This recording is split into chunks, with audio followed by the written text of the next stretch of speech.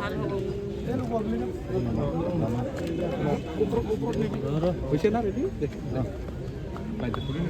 মনোনয়ন অলৰেডি আপুনি দাখিল কৰিলে মনোনয়ন দাখিল কৰিছোঁ আৰু 100% কনফিডেণ্ট আমি জিকিম ইউপিএ পাৰ্টি হিচাপে। এজেণ্ডা কি হ'ব এইবাৰ ইলেকশ্যনত আপোনাৰ? এজেণ্ডা ৰাইজৰহে এজেণ্ডা, ৰাইজৰ এজেণ্ডা সেইটোহে এইটো ইছ্যুটো কোনটো ইছ্যুটো লৈ পেলাই? ইছ্যু ৰাইজৰ ইছ্যু, এইটো ডেভেলপমেণ্টৰ ইছ্যু। আমাৰ কোনো ইছ্যু নাই। আপোনালোকে দেখিছে আমি এতিয়া গভৰ্ণমেণ্ট চলাই আছোঁ বিপিএ পাৰ্টি হিচাপে। আমি যিমানখিনি কাম কৰিব লগা আছে ৰাইজৰ আমি NDAত যোগদান হৈ পেলাই আমি কাম কৰি আছোঁ আৰু বেলেগ ইছ্যুটো নাথাকে। যোৱাবাৰত যিহেতু UPPLে দখল কৰিছিলে কোকৰাঝাৰ সমষ্টি, এইবাৰ উদ্ধাৰ কৰিব পাৰিবনে আপুনি আহিছে? কি বুলি কৈছে? যোৱাবাৰত UPPLে দখল কৰিছিলে কোকৰাঝাৰ সমষ্টি, এইবাৰ আপুনি উদ্ধাৰ কৰি দিব BPF? ডেফিনেটলি উদ্ধাৰ কৰিম বুলিয়ে খেলিছোঁ আৰু দেখিছে আপোনালোকে জনসমৰ্থন কিমান পাইছোঁ আমি।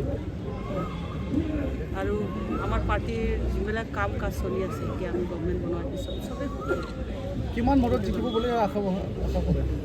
বিপুল ভোটত মেক্সিমাম মিনিমাম সংখ্যা দি কোনে ক'ব পাৰে? নোৱাৰে নহয়। বিপুল ভোট বুলি কৈছোঁ, মানে বিপুল ভোট।